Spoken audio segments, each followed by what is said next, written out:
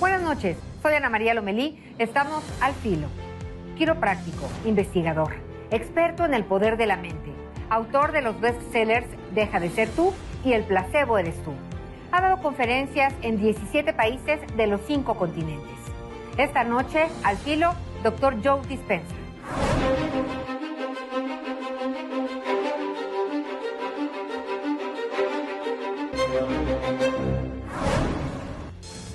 Welcome. It's a pleasure to have you here, Dr. Joe Dispensa. I'm honored to be here. El poder de la mente. ¿Qué es el poder de la mente? Well, I think the mind is involved in everything that we do. How we think, how we act, and how we feel. I think that when most people get their mind working for them instead of against them, they produce better results in their life. Pero todos pensaríamos que es obvio que queremos los mejores resultados. ¿Qué pasa con nuestra mente si lo que queremos es eso? ¿Qué nos pasa? Most of the time, people are living by the hormones of stress. They're living in survival. And it's the chemicals of stress that cause us to think more negatively. It causes us to focus on the worst things that could happen in our lives and prepare ourselves for those events. So in the short term, that's healthy. But if you keep doing it over time, it becomes dangerous. Esto de vivir sobreviviendo es lo que no nos gusta a nadie y lo que dices es que pues, finalmente lo acabamos haciendo con nuestros pensamientos. ¿Cómo reprogramamos el cerebro finalmente si es pues a lo que tú te dedicas ahora, a reprogramar la mente? ¿Cómo le hacemos? In the primitive mechanisms of how the brain and body work, when you react to something in your life, you stimulate a nervous system that begins to mobilize enormous amounts of energy to prepare yourself for some threat in your external environment, because the outer world is where the danger is. So we become materialists and we begin to define reality with our senses, and our attention is really on things and people and places, and we're trying to control all the things in our life. That becomes dangerous because we try to change, but we're using our conscious mind to make the change. 95% of who we are is programmed subconsciously. So in order for you to make significant changes in your life and reprogram yourself, you have to begin to separate yourself from your environment. You close your eyes, you play soft music in the background. Now the outer world isn't as real as the inner world. You set your body down for a period of time and it's not doing anything, it's sitting still. It's less stimulation for the brain. And if you can relax into the present moment, what happens is you begin to change the way your brain works. In other words, what separates your conscious mind from your subconscious mind is your analytical mind. And being able to get beyond the analytical mind and enter those subconscious programs is where we begin to make the most changes. So we use meditation as the model because it works, and we've measured close to 2,000 brains now in meditation, and we now know that that is probably the best way that people make permanent changes. ¿Meditación se necesita un mantra o simplemente con guardar silencio y aquietar la mente? Now, we have several different types of meditations that we teach, not just focusing on nothing, but really we teach people how to change beliefs and perceptions about themselves and their lives. We teach them what it means truly to be in the present moment. We teach them how to recondition their body to a new mind and to a new emotional state. Pero sí, hay que practicar, hay que tener disciplina incluso para meditar. Yeah, and it's not that hard. I mean, when you're driving down the road in the car, and as you're driving down the road in the car and you're on the freeway, and all of a sudden you forget about everything that's going on in your outer world. You forget that you have a body, and you forget about time. You're in trance while you're driving down the freeway. That's because your inner world is more real than your outer world. And that's the exact same state that we use in the meditative process. So the brain naturally does this. It's just that when we're living in stress, it does it a lot less. So teaching people how to break free from the chains of those chemicals, those emotions, from the stress hormones that are addictive, frees people from their same states of mind and body. And those chemicals of stress are highly addictive. Hay muchas personas que tienen insomnio, principalmente por el estrés, por preocupaciones del otro día. ¿Cómo podríamos en este momento darles un tip para que cambiaran esa realidad que los está perturbando?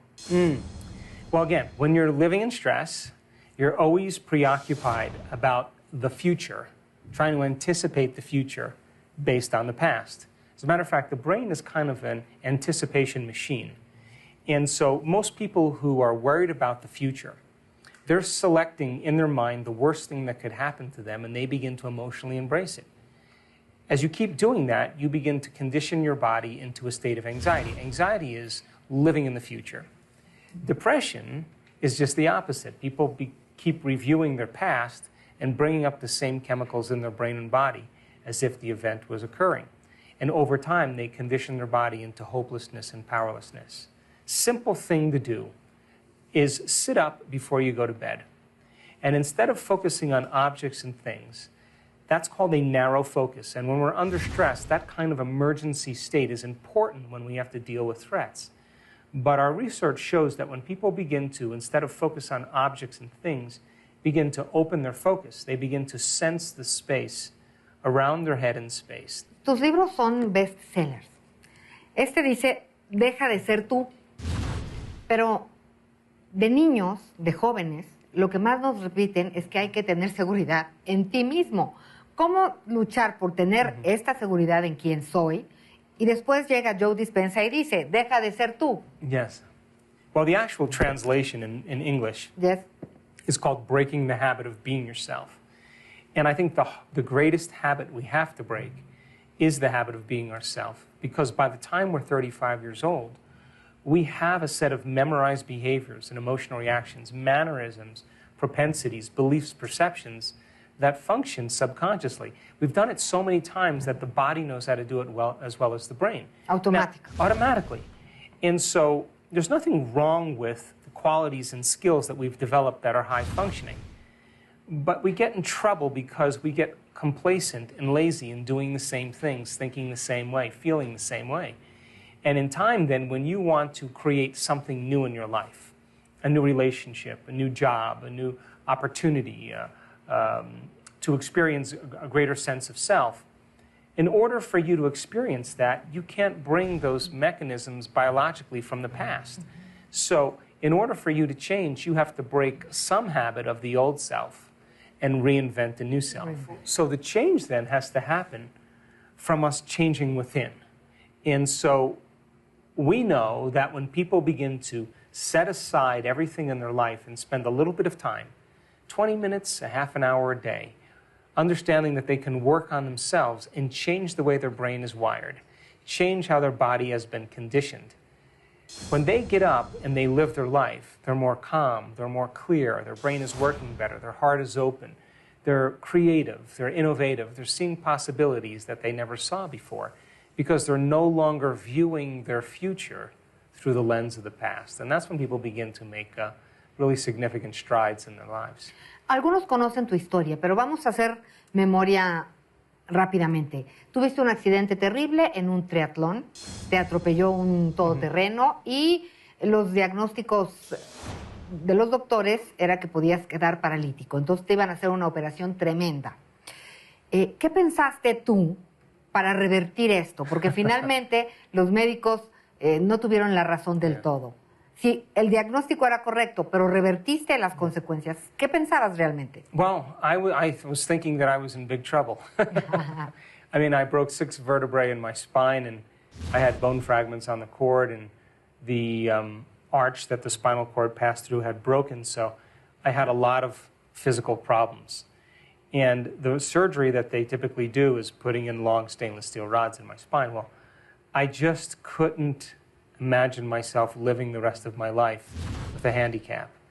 And so I decided that I was going to work on 2 things, that I was going to see if I could change my state by thought alone, and that I wasn't going to let any thought slip by my awareness that I didn't want to experience. Now, when you're facing a crisis or a trauma like that, we always focus on what we don't want to have happen instead of what we do want to have happen.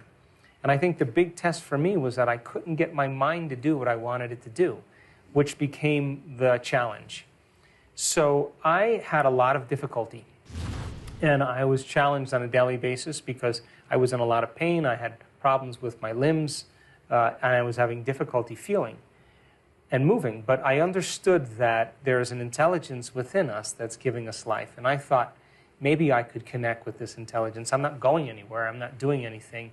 I was laying face down, and I thought, if I could begin to give this intelligence a very specific design, a template, a plan, and when I was happy with that design, that vision, I would surrender my creation to this intelligence and allow it to do it for me, because it does a much better job than my conscious mind could ever do.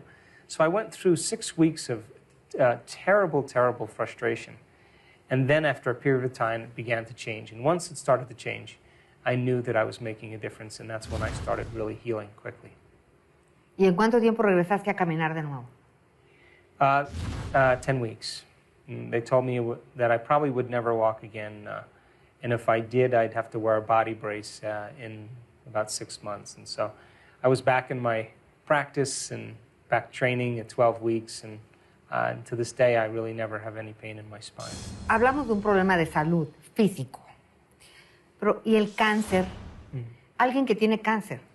Cuando a una persona le dicen que tienes cáncer, a veces toman los tratamientos habituales. Muchos buscan la medicina alternativa, pero luchan con todas sus ganas por revertir esto. Y muy pocos lo logran. ¿Es el poder de su mente que falla? No, I mean, cancer is a very, very serious condition. Basically, cancer cells are immortal cells. And so what you're working on doing is overcoming immortality in a way.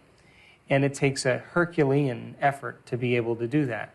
We have had many people in our work heal themselves of cancer, and we've had people in the work that haven't healed themselves of cancer. I think the biggest problem is that when you're given a diagnosis for cancer, the moment you get that diagnosis, the first emotion that comes up is fear. And when you feel fear, you can only accept, believe, and surrender to the thoughts that are equal to that emotional state. And you will not accept, believe, and surrender to any other thoughts that are not equal to that emotional state. So if you're feeling fear and you're trying to be hopeful, that information is not programming the body in any way. Get a person in a state of gratitude, independent of their condition, in a state of enthusiasm, in a state of love. They'll accept, believe, and surrender to the thoughts equal to that emotional state, and they'll begin to program their autonomic nervous system to produce a new biology of chemicals. So cancer is a huge problem, and we all attack it in different ways. I think the biggest thing is to have a plan. There are 3 types of stress in your body: physical, chemical, and emotional. So if a person then begins to address their condition by taking care of their physical body with the proper exercise, doing the proper things, and they take care of their body chemically, and I don't care if it's pharmaceuticals, nutraceuticals, the combination of both, but they're trying and working to create chemical balance. And if they begin to work on their emotional states, because it's those stress hormones that push the genetic buttons that create the disease. The biggest problem that I have with a cancer diagnosis is that it's a death sentence. I don't believe that anybody can say you have 6 months to live, you have 3 months to live, you have 2 weeks to live. I just don't believe in that. And so when people hear that, it's almost like a voodoo curse. Yes. And so if you say, look, you have some time here to extend the quality of your life, and you're going to have to work in making some significant changes, I think that's more supportive to the person. ¿Es autoayuda? I would say that it's a scientifically proven way to teach people how to have more command over their life. Juguemos al filo, asociación de ideas. Okay. Mente, Brain, cuerpo, heart, energía, frequency, emociones, power, centro creativo, brain and heart, potencial, possibility, espíritu, invisible, sentimientos, truth, poder, love, divinidad, who we are, fuerza, power, reprogramar, innate, meta, vision, conocimiento, wisdom, corazón, power, paz. love. Dr. Joe Dispensa, yo me quedo con esa capacidad de reinventarnos siempre. No importa qué tan acostumbrados estemos a ser nosotros mismos, podemos ser mejores todo el tiempo. Muchas gracias por habernos acompañado. Estamos pendientes de tu próximo libro. Thank you. Y muchas gracias a ustedes, gracias por habernos acompañado. Recuerden que tenemos una cita la próxima semana al filo. Que descansen.